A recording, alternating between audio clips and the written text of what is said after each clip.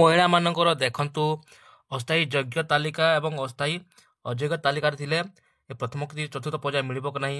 ଆଉ ଯେଉଁମାନଙ୍କର ଷ୍ଟାଟସଟା ବର୍ତ୍ତମାନ କମ୍ପ୍ଲିଟେଡ୍ ରହିଛି ଏବଂ ବାୟୋମେଟ୍ରିକ୍ ରହିଛି ଏବଂ ଅଣ୍ଡର ପ୍ରୋସେସ୍ ରହିଛି ସେ ମହିଳାମାନଙ୍କୁ ମିଳିବ କି ନାହିଁ। ଏବଂ ଯେଉଁମାନେ ବର୍ତ୍ତମାନ ଷ୍ଟାଟସ୍ ଚେକ୍ କଲେ ଦେଖନ୍ତୁ ତାଙ୍କର ବର୍ତ୍ତମାନ ହେଉନି, ସର୍ଭର ଏରର୍ ବତାଉଛି। ତ ସେଇ ବିଷୟରେ ସବୁ ଆଲୋଚନା କରିନେବା। ଭିଡ଼ିଓକୁ ସ୍କିପ୍ ନ କରି ଶେଷ ପର୍ଯ୍ୟନ୍ତ ଦେଖନ୍ତୁ, ସମ୍ପୂର୍ଣ୍ଣ ତଥ୍ୟ ଜାଣିପାରିବ। ତା ପୂର୍ବରୁ ଆମ ଚ୍ୟାନେଲ୍ ଯଦି ଆପଣ ନୂଆ ଆସିଛନ୍ତି, ପ୍ରତିଦିନ ଆସୁଥିବା ଏମିତି ନୂଆ ନୂଆ ଅପଡ଼େଟ୍ ପାଇବାକୁ ଚାହୁଁଥିଲେ ଏବେ ଯାଏଁ ଚ୍ୟାନେଲ୍ଟିକୁ ଯଦି ସବସ୍କ୍ରାଇବ୍ କରିନ୍ତି ସବସ୍କ୍ରାଇବ୍ ରଖନ୍ତୁ। ତା ସହିତ ପାଖରେ ଥିବା ବେଲ୍ ଆଇକନ୍ ଦବାଇ ଅଲ୍ କରିଦିଅନ୍ତୁ। ଯେତେବେଳେ ନୂଆ ନୂଆ ଅପଡ଼େଟ୍ ଦେବୁ ସର୍ବପ୍ରଥମେ ଆମ ନୋଟିଫିକେସନ୍ ଆପଣଙ୍କ ପାଖକୁ ପହଞ୍ଚି ପାରିବ। ଆଉ 2 ଦିନ ପରେ ମିଳିବାକୁ ଯାଉଛି ଦର୍ଶକ ବନ୍ଧୁମାନେ ପ୍ରଥମ କିସ୍ତିର ଚତୁର୍ଥ ପର୍ଯ୍ୟାୟ, ଯେଉଁଟାକି ଫେବୃଆରୀ 8 ତାରିଖରେ ମିଳିବାକୁ ଯାଉଛି ପ୍ରଥମ କିସ୍ତିର ଚତୁର୍ଥ ପର୍ଯ୍ୟାୟ। ଏଇଟା ସବୁ ମହିଳାମାନଙ୍କ ପାଇଁ ବହୁତ ବଡ଼ ଖୁସି ଖବର ଦେଇଛନ୍ତି ସରକାର। ସରସ୍ୱତୀ ପୂଜା ଦିନ ଦେଖନ୍ତୁ ବହୁତ ବଡ଼ ଭେଟି ଦେଇଛନ୍ତି। ତ କେଉଁମାନଙ୍କୁ ମିଳିବ ଦେଖନ୍ତୁ, ଯେଉଁମାନେ ସରକାର ସମସ୍ତ ଯୋଗ୍ୟତା ମାନଦଣ୍ଡ ପୂରଣ କରୁଥିବେ ସେମାନଙ୍କୁ ଏ ପ୍ରଥମ କିସ୍ତି ଚତୁର୍ଥ ପର୍ଯ୍ୟାୟ ମିଳିବ, ଯେଉଁଟାକି ସରକାର ତ ଘୋଷଣା କରିଛନ୍ତି ଯେ ଫେବୃଆରୀ 8 ତାରିଖରେ ମିଳିବ। ହେଲେ ଦେଖନ୍ତୁ ବହୁତ ଜଣ ମହିଳା ବର୍ତ୍ତମାନ ବାଦ୍ ପଡ଼ିଯିବେ, କାହିଁକିନା ଦେଖନ୍ତୁ ସେମାନଙ୍କର ଅଧିକାଂଶ ମହିଳା ଅଛନ୍ତି ଅସ୍ଥାୟୀ ଅଯୋଗ୍ୟ ତାଲିକାରେ ନାମ ଆସିଛି, ଆଉ ଅଧିକାଂଶ ମହିଳା ଅଛନ୍ତି ଯେ ଅସ୍ଥାୟୀ ଯୋଗ୍ୟ ତାଲିକାରେ ନାମ ଅଛି। ହେଲେ ସେମାନଙ୍କ ମନରେ ବହୁତ ବଡ଼ ଆଶଙ୍କା ରହିଛି ଯେ ଆମର ତ ଅସ୍ଥାୟୀ ଯୋଗ୍ୟ ତାଲିକାରେ ନାମ ରହିଛି, ଆମକୁ ମିଳିବ କି ନାହିଁ। ଆଉ ଯେଉଁମାନଙ୍କର ଅସ୍ଥାୟୀ ଅଯୋଗ୍ୟ ତାଲିକାରେ ନାମ ରହିଛି ସେମାନଙ୍କ ମନରେ ମଧ୍ୟ ଆଶଙ୍କା ରହିଛି ଯେ ଆମକୁ ପ୍ରଥମ କିସ୍ତିର ଚତୁର୍ଥ ପର୍ଯ୍ୟାୟ ମିଳିବ କି ନାହିଁ। ତ ସେସବୁ ଡାଉଟ୍ ଆଜି କ୍ଲିୟର କରିବି ଭିଡ଼ିଓରେ। ଭିଡ଼ିଓକୁ ଶେଷ ପର୍ଯ୍ୟନ୍ତ ଦେଖନ୍ତୁ ଦର୍ଶକ ବନ୍ଧୁମାନେ, ସବୁ ତଥ୍ୟ ଜାଣିପାରିବ। ଯେଉଁ ମା ଭଉଣୀମାନଙ୍କର ଦେଖନ୍ତୁ ଏହି ଅସ୍ଥାୟୀ ଯୋଗ୍ୟ ତାଲିକାରେ ନାମ ଅଛି ସେମାନଙ୍କୁ କିଛି ବ୍ୟସ୍ତ ହେବାର ଦରକାର ନାହିଁ, କାହିଁକିନା ଦେଖନ୍ତୁ ଅସ୍ଥାୟୀ ଯୋଗ୍ୟ ତାଲିକାରେ ଯେଉଁମାନଙ୍କର ନାମ ରହିଛି ଦେଖନ୍ତୁ ବର୍ତ୍ତମାନ ଯେଉଁ ଫିଲ୍ଡ ଭେରିଫିକେସନ୍ ଥିଲା, ଯାହାର ରାସନ କାର୍ଡ଼ ନଥିଲା ସେଇଟା ସେମାନେ ପାଇବା ପାଇଁ ଯୋଗ୍ୟ ବୋଲିକି ଦେଖନ୍ତୁ ସରକାରୀ ଅଧିକାରୀମାନେ ଯେଉଁ ଆସିଥିଲେ ଗାଁ ଗାଁ ସର୍ଭେ କରିଥିଲେ, ସେମାନେ ଅସ୍ଥାୟୀ ଯୋଗ୍ୟ ତାଲିକାରେ ସେମାନଙ୍କର ନାମ ରହିଛି। ଏବଂ ଯେଉଁମାନଙ୍କର ଦେଖନ୍ତୁ ଅସ୍ଥାୟୀ ଯୋଗ୍ୟ ତାଲିକାରେ ଅଛି ଏମାନଙ୍କୁ ମଧ୍ୟ କିଛି ବ୍ୟସ୍ତ ହେବାର ନାହିଁ, କାହିଁକିନା ଏମାନେ ମଧ୍ୟ ପାଇବେ। ହେଲେ କାହିଁକି ଅସ୍ଥାୟୀ ଅଯୋଗ୍ୟ ତାଲିକାରେ ନାମ ଆସିଛି ଦେଖନ୍ତୁ, ଏମାନଙ୍କର ଯାହା ହଉ ବି ଗୋଟିଏ ତ୍ରୁଟି ରହିଯାଇଥିବ, ଯେଉଁଟାକି ଆଧାର କାର୍ଡ଼ ଯଦି ମୋବାଇଲ୍ ନମ୍ବର ଲିଙ୍କ୍ ନଥିବ, ଆକାଉଣ୍ଟରେ ଦେଖନ୍ତୁ ଆପଣଙ୍କ ଆଧାର ଲିଙ୍କ୍ ନଥିବ, ନହେଲେ NPCI ଲିଙ୍କ୍ ନଥିବ, DBT ଲିଙ୍କ୍ ନଥିବ, ଏହି କାରଣରେ ଦେଖନ୍ତୁ ଏହି ଅସ୍ଥାୟୀ ଯୋଗ୍ୟ ଅଯୋଗ୍ୟ ତାଲିକାରେ ନାମ ଆସିଯାଇଛି। ଯଦି ଅସ୍ଥାୟୀ ଅଯୋଗ୍ୟ ତାଲିକା ଯେଉଁ ମହିଳାଙ୍କ ନାମ ଆସିଛି ଦେଖନ୍ତୁ ଯଦି ରିଜେକ୍ଟ ହେଇଯିବ, ଦେଖନ୍ତୁ ଏଠାରେ ଗୋଟିଏ ଅପସନ୍ଟା ଅଛି ଅସ୍ଥାୟୀ ପ୍ରତ୍ୟାଖ୍ୟାନ ତାଲିକା। ଦେଖନ୍ତୁ ଏଠାରେ NA ଲେଖା ଅଛି, ଯେଉଁଟାକି এই NA ଲେଖା ଅଛି ଦେଖିପାରୁଥିବେ, ନଟ୍ ଏଲାଉ, ଯେଉଁଟାକି ଏହି ଅସ୍ଥାୟୀ ପ୍ରତ୍ୟାଖ୍ୟାନ ତାଲିକାରେ ତାଙ୍କ ନାମ ଆସିବ। ଯେଉଁଟାକି ଯେଉଁମାନଙ୍କର ଅସ୍ଥାୟୀ ଅଯୋଗ୍ୟ ତାଲିକାରେ ନାମ ଅଛି ଦେଖନ୍ତୁ, ମନେ ତୁମକୁ ମୁଁ ଦେଖ ଭଲ କରି ଶୁଣୁଛି, ଆପଣ ମନ ଧ୍ୟାନ ଦେଇ ଶୁଣ। ଅସ୍ଥାୟୀ ଅଯୋଗ୍ୟ ତାଲିକାରେ ଯେଉଁମାନଙ୍କର ନାମ ଅଛି ସେମାନେ ପାଇବାର ଯୋଗ୍ୟ, କାହିଁକିନା ସେମାନେ ଯଦି ତାଙ୍କର ସବୁ ଡକୁମେଣ୍ଟ ଯଦି ଠିକ୍ କରିଦିଅନ୍ତି ତାହେଲେ ସେମାନେ ବର୍ତ୍ତମାନ ଯୋଗ୍ୟ ତାଲିକାରେ ଆସିଯିବେ। ତାପରେ ଦେଖନ୍ତୁ ଯଦି ଏ ଅଯୋଗ୍ୟ ତାଲିକାରେ ନାମ ଅଛି, ଯଦି ଆପଣମାନେ ଯଦି ରିଜେକ୍ଟ ହେଇଯିବ ଦେଖନ୍ତୁ ଆପଣ ନାମ ଏହି ପ୍ରତ୍ୟାଖ୍ୟାନ ତାଲିକାରେ ଆସିଯିବ, ଯେଉଁଟାକି ଏହି ଲିଷ୍ଟକୁ ଆସିଲା ପରେ ଆପଣମାନେ ଏହି ଯୋଜନା ବାହାରିଯିବେ, ଓହରିଯିବେ, ଆଉ ଆପଣ ଏହି ଯୋଜନାର ଲାଭ ପାଇପାରିବେ ନାହିଁ। ଫେବୃଆରୀ 8 ତାରିଖରେ ମିଳିବାକୁ ଯାଉଛି ଚତୁର୍ଥ ପର୍ଯ୍ୟାୟ, ପ୍ରଥମ କିସ୍ତି ଚତୁର୍ଥ ପର୍ଯ୍ୟାୟ।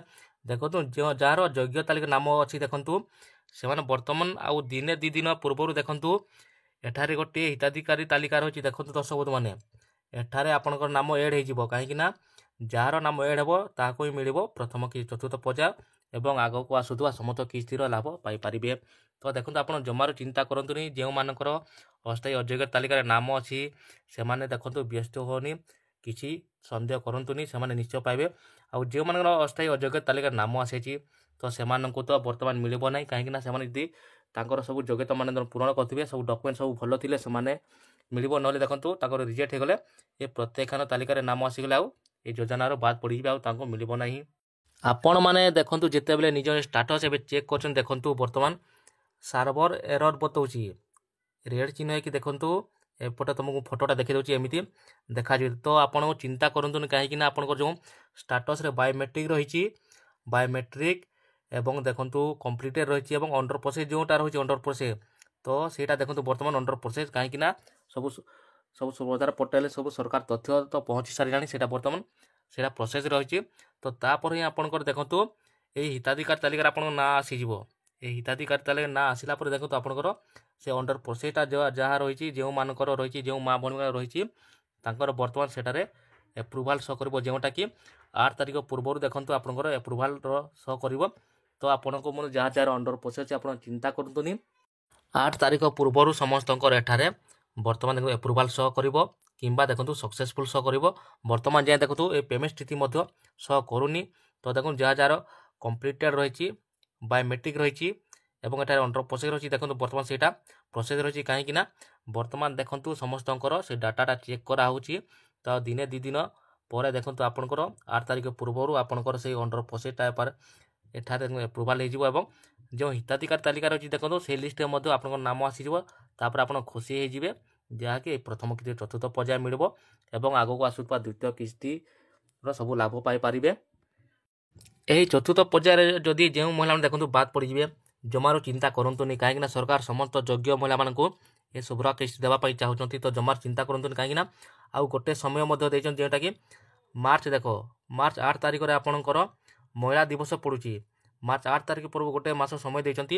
ତା ଭିତରେ ଯଦି ଆପଣମାନେ ଯଦି ନିଜର ଯାହା ଭୁଲ ତ୍ରୁଟି ରହିଯାଇଛି ଯଦି ଆପଣ ସଂଶୋଧନ କରିଦିଅନ୍ତି ଯାହାର ଯେଉଁଟାକି NPCI ପ୍ରୋବ୍ଲେମ୍ ରହୁଛି ଯାହା DBT ଇନେବଲ୍ କରୁନାହାନ୍ତି କାହାର ମୋବାଇଲ ନମ୍ବର ଲିଙ୍କ୍ ନାହିଁ କାହାର ଆଧାର ନମ୍ବର ଲିଙ୍କ୍ ନାହିଁ ତ ଆପଣ ମାର୍ଚ୍ଚ 8 ତାରିଖ ଭିତରେ ଯଦି ଆପଣମାନେ ସବୁ ସଂଶୋଧନ କରିଦିଅନ୍ତି ତାହେଲେ ଆପଣଙ୍କୁ ଦେଖନ୍ତୁ ସେଇ ମାର୍ଚ୍ଚ 8 ତାରିଖରେ ମିଶିକି 2 ନମ୍ବର କିସ୍ତି ମିଳିବ ଯେଉଁଟାକି 10,000 ଟଙ୍କା ଆପଣ ପାଇପାରିବେ। ତ ଦେଖନ୍ତୁ ଯାହାର ଯଦି ଏଇ ସପ୍ତାହରେ ଯେଉଁ ମିଳିବାକୁ ଯାଉଛି ଆପଣ ଯଦି ଏଇ ଲାଭ ପାଇପାରିବେ ନାହିଁ ତ ନେକ୍ସଟ ଆପଣ ଦ୍ୱିତୀୟ କିସ୍ତିରେ ଯଦି ଆପଣଙ୍କ ସବୁ ସଂଶୋଧନ ହେଇଯାଏ ତ ଆପଣମାନେ ଏଇ ଯୋଜନା ଲାଭ ପାଇପାରିବେ ଏକାଥରକେ ଆପଣଙ୍କୁ 10,000 ଟଙ୍କା ମିଳିବ।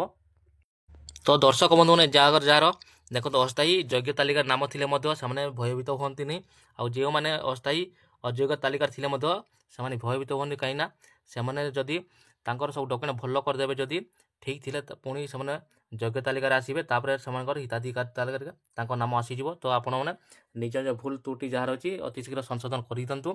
ଯାହାର ଅଣ୍ଡର ପ୍ରୋସେସ୍ ମଧ୍ୟ ରହିଛି ସେମାନେ ମଧ୍ୟ ଏଇ ଯୋଜନା ଲାଭ ପାଇପାରିବେ ଆପଣ କିଛି ଜମାରୁ ଚିନ୍ତା କରନ୍ତୁନି। ତ ଦର୍ଶକ ବନ୍ଧୁମାନେ ଆଜିର এই ভিডিওରେ ଛୋଟିଆ ଅପଡେଟ୍ଟି ଥିଲା। ଭିଡ଼ିଓଟିକୁ ଭଲ ଲାଗିଲେ ଲାଇକ୍ କରିଦିଅନ୍ତୁ ନିଜ ସାଙ୍ଗମାନଙ୍କୁ ସେୟାର କରିଦିଅନ୍ତୁ।